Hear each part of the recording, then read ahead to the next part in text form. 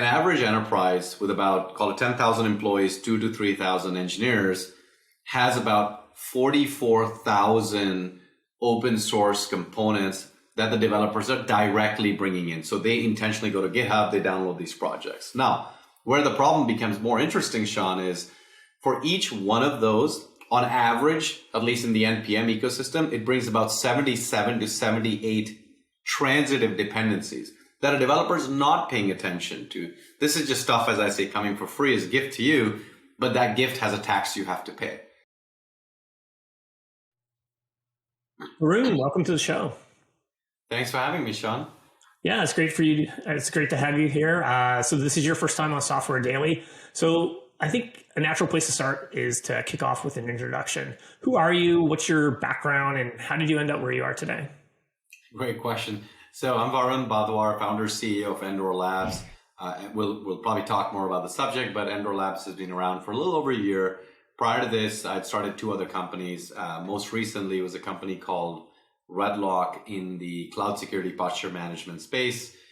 We started the company in 2015. We were acquired by Palo Alto Networks in 2018. And then I spent 3 years at Palo Alto building up what many might know of as Prisma Cloud today, which was a rebrand of Redlock plus expansion of that portfolio, really focusing on cloud native application security. My background, did my undergrad in computer science, was not as smart of an engineer as many folks listening into this podcast might be, and found my calling in cybersecurity. So got into it pretty early, spent about 4 years at Salesforce.com, starting when there were 1,500 people, going to about 7,000. Just amazing learnings around cloud before it became mainstream, and just have been leveraging that knowledge and expertise to build companies and solve hard problems for the industry. Yeah, it must have been really interesting working in cybersecurity, sort of the very early days of cloud. This is a topic that's, I think, has come up a couple of times on the show in the past about, there's lots of concerns, of course, from moving from an on-prem world to a cloud world, and which is actually more secure and so forth. So you must have to solve or look at a lot of new types of problems when you were there at Salesforce. Yeah, I mean, look, it was a fundamental problem was a disappearing perimeter. The second problem was really this notion of shared responsibility, like who is responsible for what components of the security stack, right? And to this date, there's a lot of conversation on the subject. People talk about, okay, well, Capital One got breached several years ago with AWS. Well, how much of it was AWS's fault? Not really. It was a configuration problem. Well, could AWS as a platform have made it easier to make sure that customers don't shoot themselves in the foot? So I think that lots of learnings in kind of developing this. And I feel like even though we've been doing cloud security now for 12, 13 years as an industry, we're still in our second or third innings. We still as an industry have a long way to go. Most customers start with a lift and shift to the cloud and then realize the promise of the cloud isn't being met. And so then they start kind of re-architecting their applications. And all of those things kind of have security implications, right? When you go from long-lived servers in a traditional environment to now compute that can last several seconds and it's gone, I mean, how do you deal with security in such ephemeral environment? So I know this is not a cloud-specific topic, but we've had to think about a lot of things just from the ground up with a fresh perspective. Yeah, I think we could easily spend an hour just talking about this topic, but maybe to bring things back on track for the conversation today, we're going to be talking about the software supply chain and the potential risk and challenges of using a large variety of open source libraries.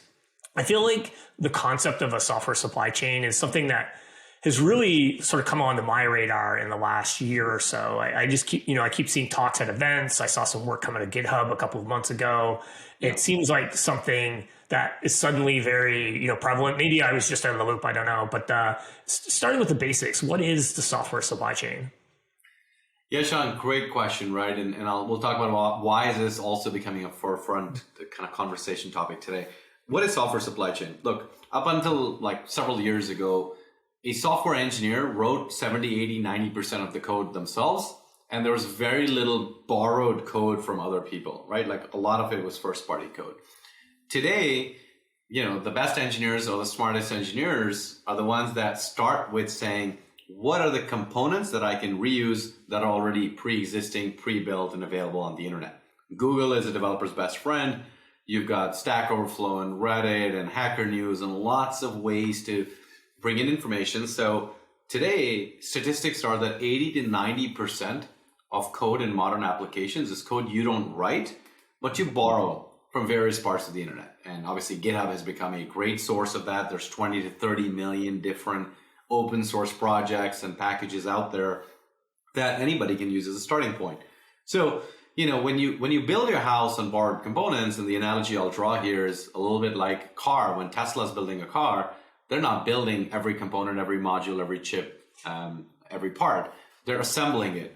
And so software engineering in 2022 and 2023 is becoming a lot more like software assembly. You take lots of components, you put them together, you then kind of tie it all with your first party code to bring your application to life. And essentially, when we talk about software supply chain, we're now talking about all of these components that compose your application, that compose your infrastructure, that compose kind of this entire stack that you're ultimately running and delivering applications from. Now, why is this something that we're all talking about today, right? Like the US government, I don't know if you've been following, but is now calling open source software security a national security issue.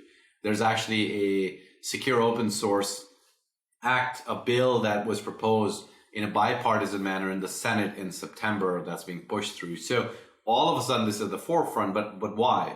Well, two main incidents I'll call out. One was SolarWinds. This was about 2 years ago when you saw this breach of SolarWinds. Thousands of companies were using it in their IT stack.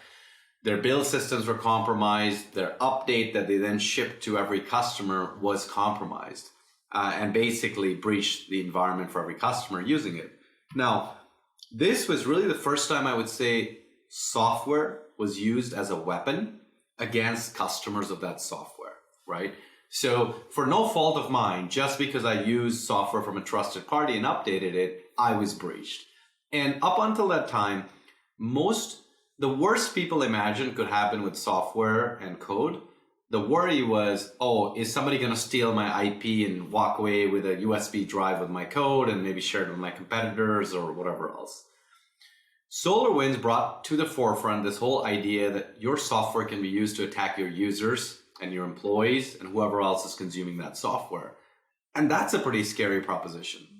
Now, exactly less than a year after that, we all dealt with Log4j. In fact, just about last week, we called it the Log4j anniversary because everybody's Christmas and New Year in software engineering, one way or the other, was ruined by Log4j last year. And this was a time where we realized that one component, very popular component, open source, having a problem for us trying to figure out, spending thousands of hours to track where it is in my application, who introduced it, what version are we using, was extremely difficult. And so I think all of these things together have really kind of brought this topic to the forefront around software supply chain. Yeah, just going back to what you were talking about before about this idea of, the way we build software today is bringing together essentially these different composable units. And that's another trend that I've seen over the last year is this idea of like composable architecture, essentially. Like now software engineering, so much of it is let's take a bunch of existing components, bring them together to create something essentially new. And you're kind of like, a lot of that work is like stitching those things together. And it's in a lot of ways, it's sort of, it's great because I think it's probably like speed to market is much, much faster because you can sort of borrow these different things. But obviously, as you're talking about, there's also this unintended impact that could potentially happen from bringing in composable units from something that ends up being compromised. So how do people how can people kind of get a handle on this? Like what was the process or like the things that we learned from dealing with like SolarWinds or Log4j that people are potentially applying now? Yeah, both SolarWinds and Log4j were a little kind of different in some ways. One was a commercial under MSA being used software, right? You had contractual obligations between vendor and customer. Log4j was actually much harder because, it was just open source. And so let's kind of talk about this and break this down a little bit. I think foundationally in our research, what we have found is an average enterprise with about, call it 10,000 employees, 2,000 to 3,000 engineers, has about 44,000 open source components that the developers are directly bringing in. So they intentionally go to GitHub, they download these projects. Now, where the problem becomes more interesting, Sean, is for each one of those, on average, at least in the NPM ecosystem, it brings about 77 to 78 transitive dependencies that a developer is not paying attention to. This is just stuff, as I say, coming for free as a gift to you, but that gift has a tax you have to pay. Just take Log4j, for example. A simple logging library has 141 transitive dependencies that come with it.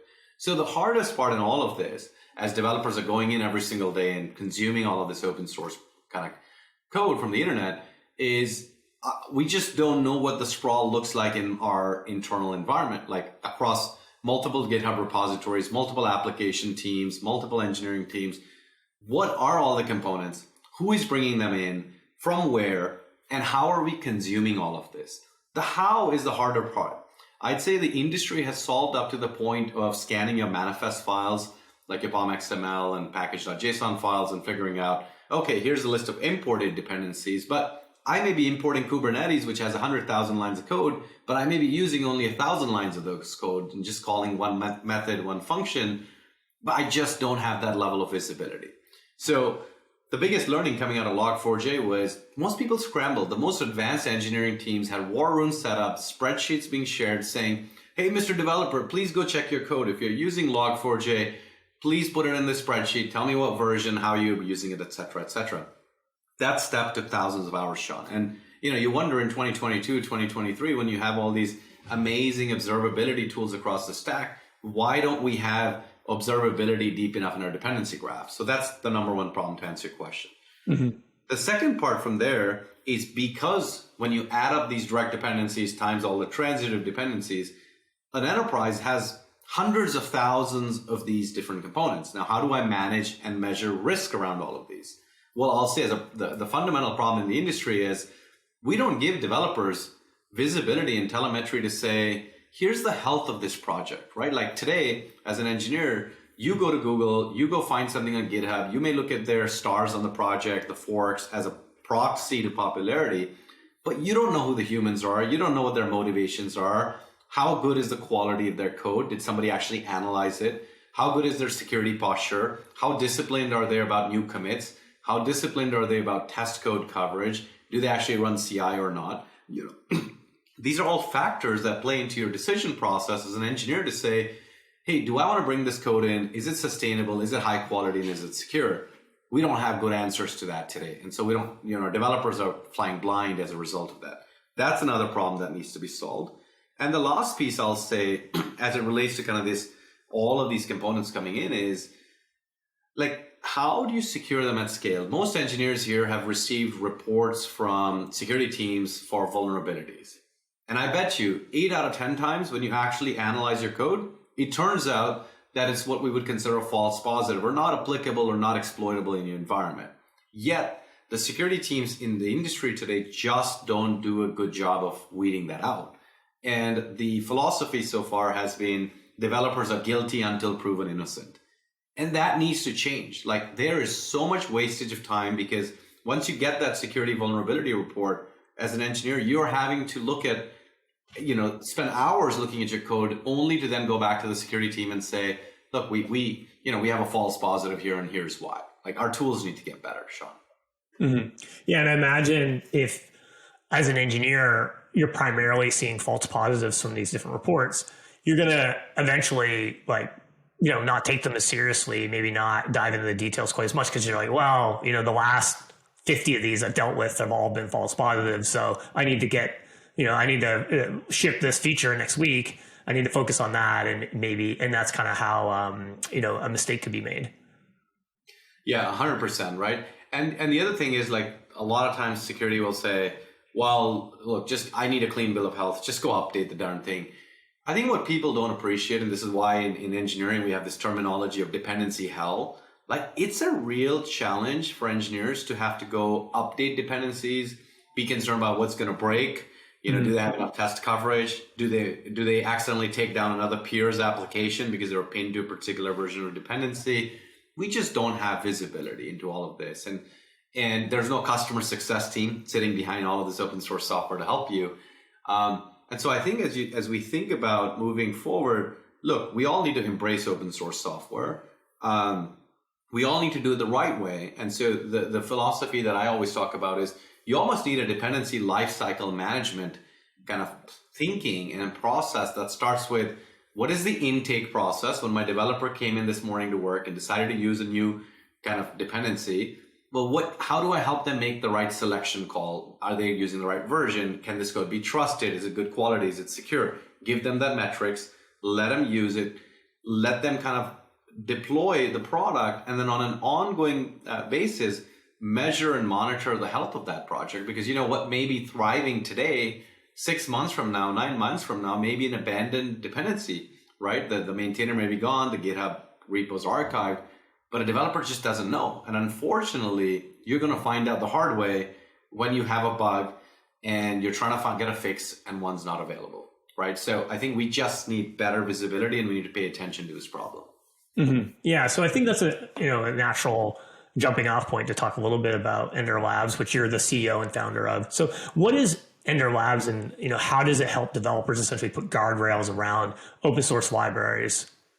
Yeah, great question, Sean. So Endor was really built firsthand because when we ran into SolarWinds, when I was running this 400-person engineering organization at Palo Alto Networks, and when our board was asking us a lot of questions around our software supply chain, it was hard to answer this. It was hard to quantify the risk. It was hard to go figure out even what are the different components that compose our application, who brought it in, how were they vetted, or were they not vetted at all, and where's our risk. And we did run a modern software composition analysis tool, SCA tool, commonly known as, and it generated 68,000 alerts for my 400 engineers. And literally, my VP of engineering sat down with me and said, Varun, do you want us to just stop feature development for 6 months? Because that's about how long it'll take our 400 people to go dedicate their time to go through these kind of list of alerts and figure out what to fix, how to fix, etc. And we knew we didn't have those many security problems. So fundamentally, the whole approach was broken. So what Endor Labs was started to do is really solve kind of this problem broadly around software supply chain security. But we said, let's start with the fundamental problem, which is when 80 to 90% of your code is code that you don't write but borrow, aka dependencies. Let's start with solving dependency management first.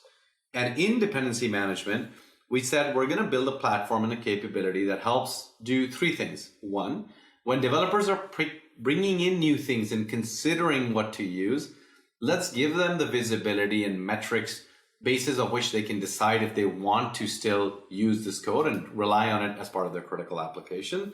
So that's the selection process.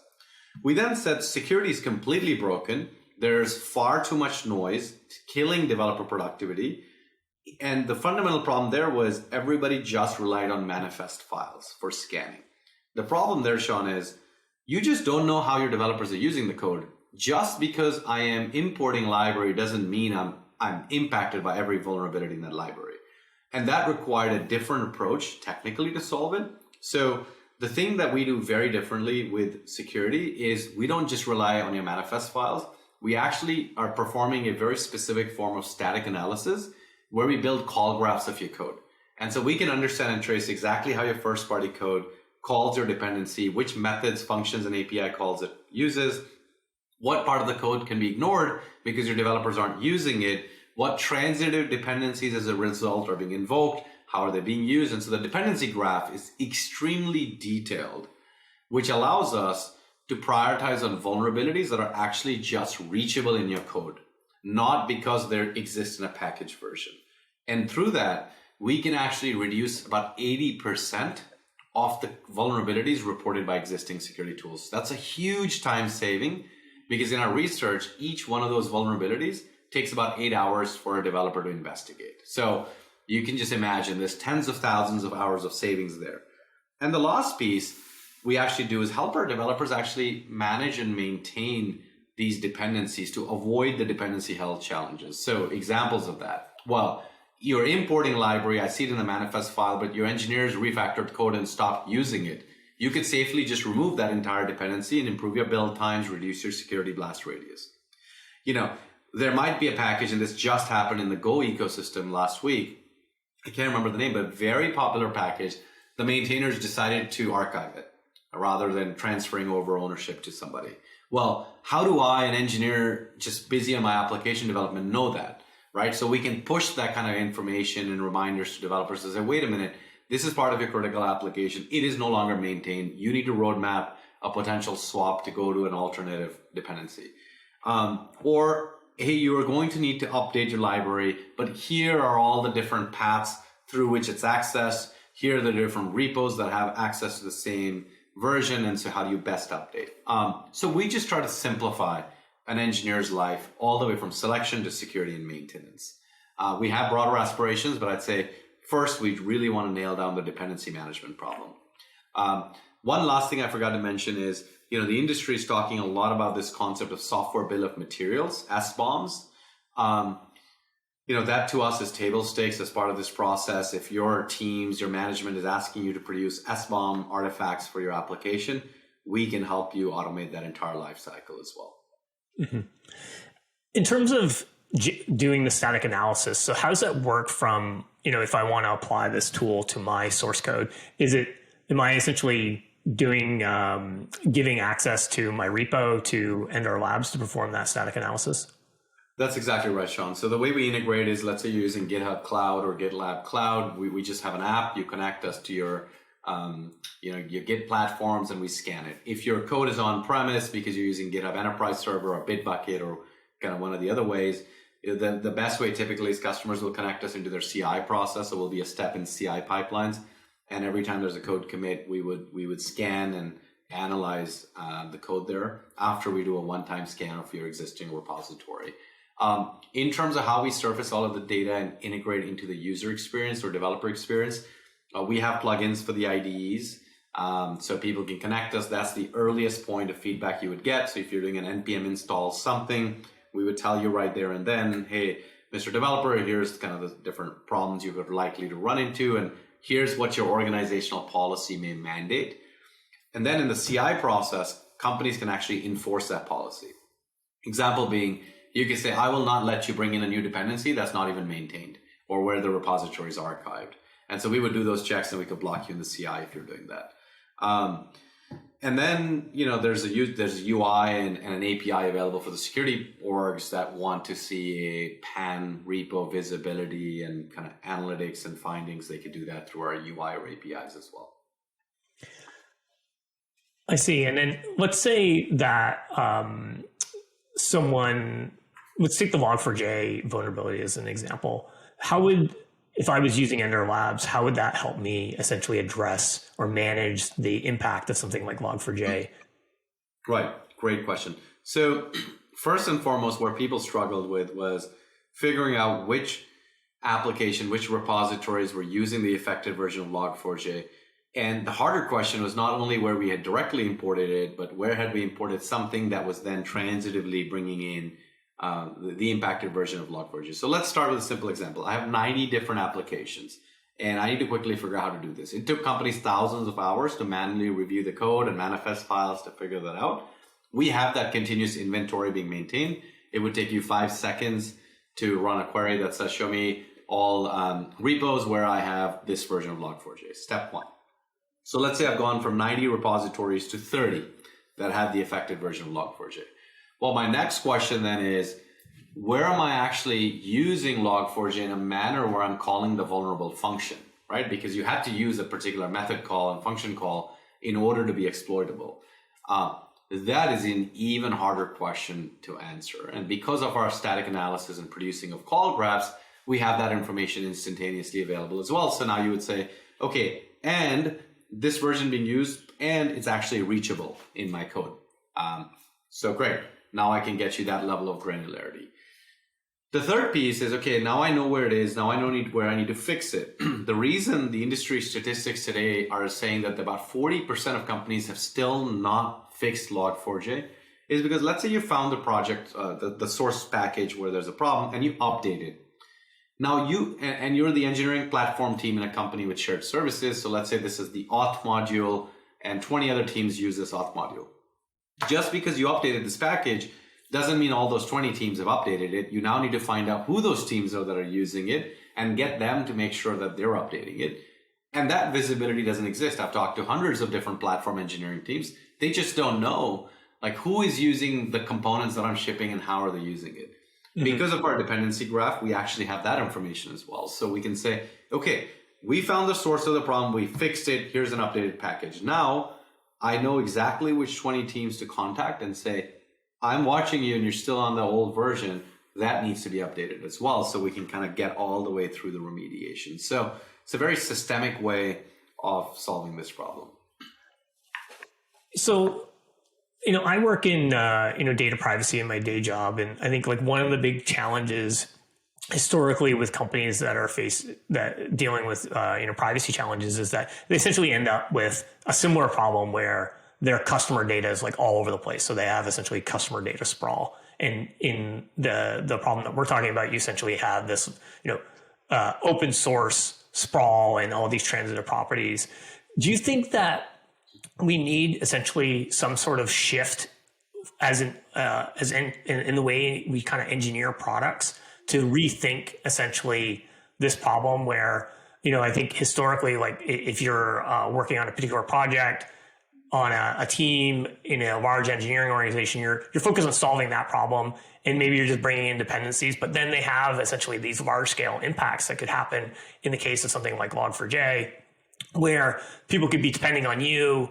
And then even if you fix the problem, it hasn't necessarily fixed their problems and so on. And you end up with this huge sort of communication problem and a really hard problem to solve just of where things are. And then the logistics of getting everyone on board at the same time should be kind of be rethinking maybe the way that we essentially depend on these types of softwares and architect things.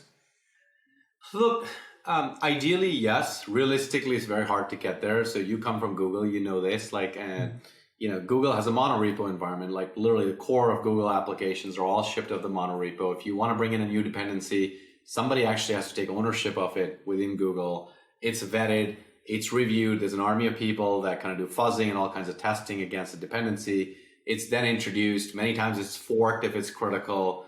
And now Google owns it, essentially, right? And manages and maintains it. And you can only ever have a single version of a dependency because it's in the monorepo. So you can't end up with 35 different versions of the same popular package like Spring Boot. Now, architecturally, from an engineering perspective, monorepo does bring a lot of benefits with dependency management. The reason I said realistically it may not be feasible is because, companies that have made decisions are already there. Large enterprises I talk to have tens of thousands of code repositories. And guess what? They're not moving to a monorepo anytime soon, nor do they have the army of people whose job it is to manage, review, and maintain these dependencies. So question becomes, how do you actually do this? And actually, we've talked about this one concept, and you might see it on our website in some places. We talk about this concept called a virtual monorepo, where we say, what are the benefits of monorepo? Even if I'm using 100 different code repositories, I have a singular way to get visibility into the dependencies. So even though my team has no access to this other code repo, I at least have the inventory of their dependencies. I know what dependency versions they're on, who's using it. And so one of the things we can do is help you consolidate versions versus having a sprawl, because in your repo, you don't know what else is happening. So you bring your best version of Spring Boot and everybody makes that decision. So with Endor Labs, we're trying to give you a virtual monorepo, even though you'll never get to a monorepo. And we'll get you benefits where you can consolidate versions of dependencies. You can have certain approved set of dependencies. Now, as it relates to the vetting process, that's where we're doing that work for you. I know I've spent a lot of time talking about the call graphs and static analysis we do of your code repos, but I did talk about the analytics and the data we present on risk to the developers. The way we do that, Sean, is we're actually analyzing we're going from the package manager to the source code, and from the source code repositories in GitHub, we're analyzing all the behavior on GitHub. We're analyzing who are the humans behind these projects. We're analyzing how long have they been in the community? How many other projects do they support? Is it a corporate sponsored project or not? We're analyzing their metadata of their past releases. How many issues are being reported? How many issues are being fixed? How frequently are they being fixed, and so on and so forth. So there's a lot of machine learning and analytics that we're leveraging across large data sets to say outside in, how healthy is this community project and dependency? And that again, in a Google way, is a lot of people, a lot of custom automation. But what we're trying to build at Endor Labs is really for the 99% of the enterprise that isn't Google and will never become Google. Mm-hmm. Yeah, that's a really interesting. I really like that idea of applying essentially, AI, modern AI, machine learning to automate a lot of that process of inspecting these repos and making sure that they're good from a security posture based on essentially the behavior that people are contributing. You can, I imagine, build up some model representation of what represents essentially like a healthy, secure project versus something that's like insecure, and that prevents me from going and open sourcing something that maybe has malintent that is not going to look like essentially a healthy, secure project. Yeah, Sean, it's also beyond just secure. It's quality of the code. So we actually download the code of the version of all the versions. We're running lots of linters on that to see, like, are you following best practices? Do you have good test coverage? Do you actually have problematic APIs you're calling? We're trying to flag potentially API breaking changes. So, we're trying to make sure your application is secure, it's performant, and it's high quality when you bring in these dependencies. Mm-hmm. Yeah, that sounds super high value. So what is, I guess, like the process of building up those machine learning models? What are the inputs, and, how did you go about actually building something like that? Yeah, so the input is really two set, right? There's metadata and then there's data about the code. The biggest inputs are typically, we'll go after the repos and we'll get all of the information about the maintainers, the contributors. We'll look at the human graph, as I call it, right? Like, what is a trust graph, relationships, locations, other projects, corporate sponsorships, not sponsorships, stuff like that. Then we're looking at activity related metadata. So activity could be releases, pull requests, leveraging bots, issues being reported by the community, mean time to resolution, lots of metrics there. And look, we're doing this for hundreds of thousands of projects from the outside. And so we kind of get a mean basis of like, hey, here's the mean, here's the median of where typically a lot of this falls and where's things outlier. Then we're looking at certain behavior and pattern changes that are more anomalous. So look, it's been a well-supported community and all of a sudden we're seeing a drop off on activity. What does that typically mean? We're looking at, risky behaviors like, hey, we're not seeing code reviews on pull requests, stuff like that. Or, we're seeing a domain that's about to be expired on the email of the maintainer. Could that be a candidate for hijacking? So the inputs are lots of different things about the GitHub project, community, code, activity, etc. And then kind of coming out of this, and this kind of gets into a hard problem in cybersecurity and machine learning in general, is you just don't have a lot of labeled data, right? And that's a fundamental problem. I don't think that's a problem that just we have. It's been there for decades in cybersecurity. And so I think there's always the input of like, hey, how do you start giving confidence levels and exposing certain threshold where your user can decide, where they want to be in terms of accuracy, false positives, false negatives, what is their appetite to tune confidence levels on that information. But yeah, that's kind of how we're, working on this problem. So how did you guys go about building the labeled data? Is that something that you're taking on internally at Endor Labs? Yeah, pretty much. There is no better answer. I mean, there's either the customers provide that input into their product as they find some stuff that's problematic, or you and your research team internally is continuing to find and label the data. Great. So you talked a little bit about sort of your thought process for the types of problems that you wanted to first address at Endor Labs, but can you talk a little bit about what the development process, from an engineering perspective was of creating the project? Like, where did you begin and how has essentially the product evolved since the start? Yeah, it's a very interesting question because as you were assembling the team, there was really multiple facets of engineering talent that we needed to bring in. One was there's an internet scale problem, building infrastructure and building the pipelines to scan millions of GitHub projects for every update that they ship and all of the metadata that I just described. So you have a large data problem and building the pipelines to do this at scale and the infra to spawn off thousands and tens of thousands of containers to kind of do this in parallel. There was a second problem, which is the static code analysis problem. Like it's never been done before. Most existing tools today just rely on manifest files to scan what dependencies you're using, but nobody has had the courage, let's put it that way, to go figure out all the way, actually, how am I using these dependencies? Just because they're imported is not enough information. I need to know how they're being used. And so for that, we need to go find the world-renowned experts that have been working on this problem. And it turns out a lot of them were in academia. Mm-hmm. And so our static analysis team or software analysis team, a lot of them are in Europe because that's just where a lot of the knowledge and expertise resides. And then there was a third set of kind of team we had to put together, which is the AI ML analytics team, which again we wanted prior experience in security because the labeled, unlabeled data is a real problem. So those were kind of the three main teams we assembled, right? The large data and infra team, the software analysis team. 7 of our team members in engineering are actually PhDs in computer science or related fields, really just hard problem solving.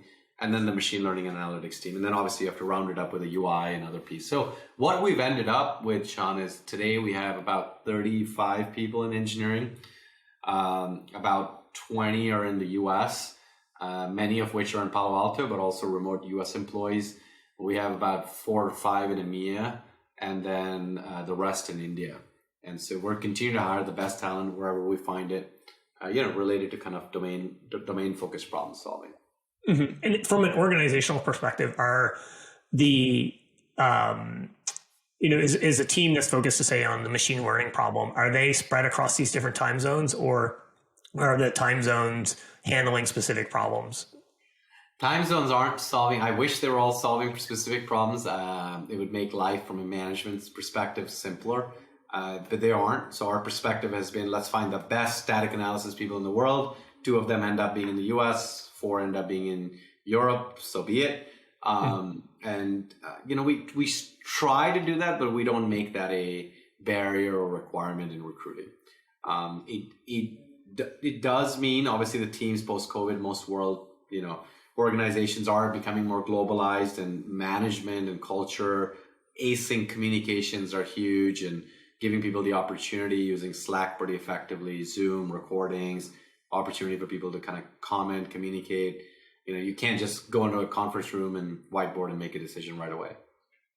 Yeah, as an entrepreneur that built a company in a pre-pandemic era, and then now doing it during the world that we live in, how has that experience been? Like, I imagine there must be a lot of new challenges that you've had to sort of navigate as an entrepreneur. It's great that opens up your talent pool because you can hire essentially the best people in the world, as you mentioned. But you now have this challenge of you can't just go into a room and sort of whiteboard a solution. Yeah. And look, Sean, like what I may say may be, conflicted, and people may have different points of view on it. But it's certainly, productivity is a challenge. Actually, I was reading over the weekend, Mark Benioff posted on Slack at Salesforce saying, hey, we're noticing productivity for our new hires through pandemic has been nowhere near as high as productivity of the people that joined us pre-pandemic. And, what can we do on onboarding? And it's a real challenge. And look, I will say, and people may not agree, but having people in a room when you're especially in a startup ideating, whiteboarding, not everything is perfect and process driven, is more effective and more productive. And so I think we have taken on the task, knowing that we're a post-COVID and post-pandemic company. We recognize that things may not move as fast as we would like them or have traditionally seen them if everybody was in an office. That said, I would say people seem to be happier, right? And so kind of, for a long-term perspective, this is a marathon, not a race. So having the flexibility, so people who are in Palo Alto show up 3 days a week, not 5. People who are remote are still welcomed. I think there's more of a happiness index oriented there. I will say, the camaraderie, the idea of, look, if everybody's here, we'd be having a holiday party right now, but it also doesn't feel right to have a holiday party for the people that are here, but nothing for people that aren't. So you have to be more mindful about being more inclusive. Mm-hmm. And how do you make sure that you don't end up in these silos of, hey, there's a culture for Palo Alto office and then there's everybody else? I don't think that works. So we try really hard. I don't have the perfect answers, but I will say, while there's a lot of goodness that comes with kind of hybrid work, it does make it challenging, and productivity does get impacted. Yeah, I think what a lot of companies saw at the beginning of the pandemic, they actually saw productivity go up because suddenly, especially if you're an engineer, you were could have like more focused time, and no one was taking vacation as well was another factor in that helped with productivity. But then I think over time the productivity kind of went down. I think one of the other challenges that I think that companies potentially face is that people really, especially in a startup, it's so mission driven. You're there because you believe in the people, you believe in the founders. But in a remote world where it can feel more disconnected, you can end up in a situation where it feels like it's just another job. So like, what's the difference between this job and some other job? I'm basically just showing up, I'm writing code, and you lose a little bit of that sort of people connection and the passion. I think that's something that, just takes more mindfulness and time to really build the culture that you want to build. 100%, Sean. I think you nailed it. I think it's that mission and getting everybody remote, secluded to kind of feel being very connected to that mission. I think it's much easier being in person to do that. And the scary part is what we create here for these first 40 people is going to be what's going to scale to the next 400. And I think that's the thing that keeps me up at night is how do I create that inclusive, mission-driven culture, but do it at a global scale. Mm-hmm. Yeah, absolutely. So going back to, the engineering at Ender Labs, what are some of what's the kind of most difficult engineering challenge that you've had to try to solve so far? Boy. Can I if I could use some interesting words, I'd say package managers like Maven and NPM are a piece of crap in many ways, in the sense of just there's no standardization, right? Whether it's versioning, whether it's tracing back to source code, it's a mess, Sean, for lack of a better word. And honestly, the reason we get more and more committed to solving this problem is every day as we dig into how people create dependencies, manage dependencies, version dependencies. Like, you would really have an appreciation for this dependency hell problem, but we get more committed to helping our customers with it. There's just a lot of dirt in these language specific ecosystems, the package managers, zero consistency across them.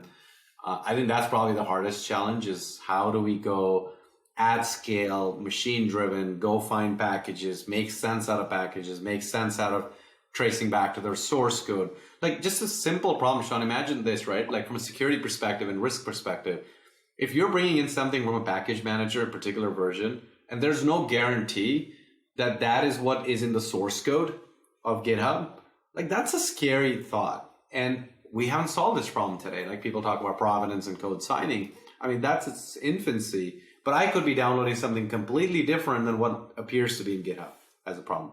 That's one. I think the other problem is from a customer perspective, how release engineering works for most companies. Everybody's different. How you're doing releasing, branching, tagging, very, very different. And so when we're building this user interface and developer experience, it's like, what are we optimizing for, right? Everybody has a different release process. So that's also another separate, interesting engineering challenge. So I'd say we have committed to taking on this problem of dependency management, but it's a dirty problem. And that's why we think we're onto something, because if we solve it well, we would provide a lot of relief to tons of engineers out there. Yeah, absolutely. This is not a problem most people want to, take on themselves, especially when they're, focused on other things at their business. So you mentioned, you have to have expertise across machine learning, static analysis, infra, as well as, your regular application development from like UI and so on. So what are sort of, some of the tools and technologies that you're using, behind the scenes that you can talk about? I'll tell you, just our back end typically is mostly Golang. We use React on our front end. A lot of our early engineers came from Uber, and so they had a strong preference for Bazel. So Bazel is part of our infra. There's a lot of other people that, there's a love-hate for Bazel around here. But that's kind of what we use them for our kind of infra pipelines. And then what else? We're fully a GitHub shop internally for everything from issues and ticketing. I will say, we're reaching that point of questioning whether GitHub issues will continue to scale with kind of our needs of having these distributed teams and lots of different cycles. I mean, GitHub issues is simple, but is not very customizable. And so I think we're reaching some of the scale challenges there. A lot of our engineering discussions, maybe too much, happen on Slack decisions, communications, because of that async nature of the organization. So yeah, that's kind of, for the most part, what life looks like at Endor Labs. One other interesting thing I'll tell you is on hiring. My co-founder Dimitri and I made a commitment to ourselves, saying the first 15 engineers we hire, like there'll be no more than 2 people from the same company. The easy answer for us could have been, there's been hundreds of engineers that have worked for us in the past life. Let's just pick the first 20. We would be done in 3 months and building product. But it took us a solid 6 months to kind of create that foundation, because again, when we're solving a problem around dependency management, release management, software development, every company has such a different perspective and culture around it that we wanted to bring in a lot of that into our initial team. And the other reason is, if you think about the product we're building, it's being built by our engineers for engineers. And I always tell them, unlike a traditional enterprise product where you have lots of product managers translating requirements from users to your engineers, here our best product managers are our software developers, because they have faced this problem firsthand in their day-to-day life, and they're best suited here. So I have the ratio, just to give you an appreciation, we have 35 software developers and 1 product manager in this company. Yeah, that's great. I really like your approach to sort of diversifying the team based on like engineering profile, because I think you're exactly right. The way that different companies manage this shape the way engineers that come out of those companies think about these problems, and that can be substantially different if you work at Google versus Uber versus some other company. Yeah. So what's next for Endor Labs? We launched the company about 2 months ago out of stealth, and we're in a number of pilots with tech companies to very large enterprises, top 10 banks, top 10 insurers. And right now we're just focused on, what classically people call getting through product market fit. We believe we have a great product in our hands, and now we're getting it in the hands of our customers who have been gracious enough to give us lots of feedback in the process. But, it's never done until the rubber meets the road, and, you can run the road tests. So, we're looking forward and excited to get our first 100 customers on board onto the platform. Awesome. Anything else you'd like the audience to know? No, look, for those of you that have suffered from dependency hell, relief is coming. We hope to solve this. We're early. If you're excited about what you've heard today, we'd love to hear from you. Check out endorlabs.com, our website. Reach out to us. We'd love to show you the product, get feedback. Like I said, this is all about for engineers, by engineers. We want to take away the tax that you have to pay when you use dependencies. It's easy to start using dependencies. It's very hard over time to keep them managed, up to date, and maintained. And so if you have good ideas in that and feedback for us, we'd love to hear and collaborate with you. Great. Well, Varun, thanks so much for coming on the show and, discussing Endor Labs and software supply chain. I really love tools that, reduce friction, improve security, let developer teams basically focus on just doing the work. And I think you're solving a really big problem that no one really sort of has a handle on. I think has potential for major impact on the industry. So thanks for sharing your work that you're doing at Endor Labs and for coming on the show again. Cheers. Yeah, thanks, Sean, and happy holidays, everyone.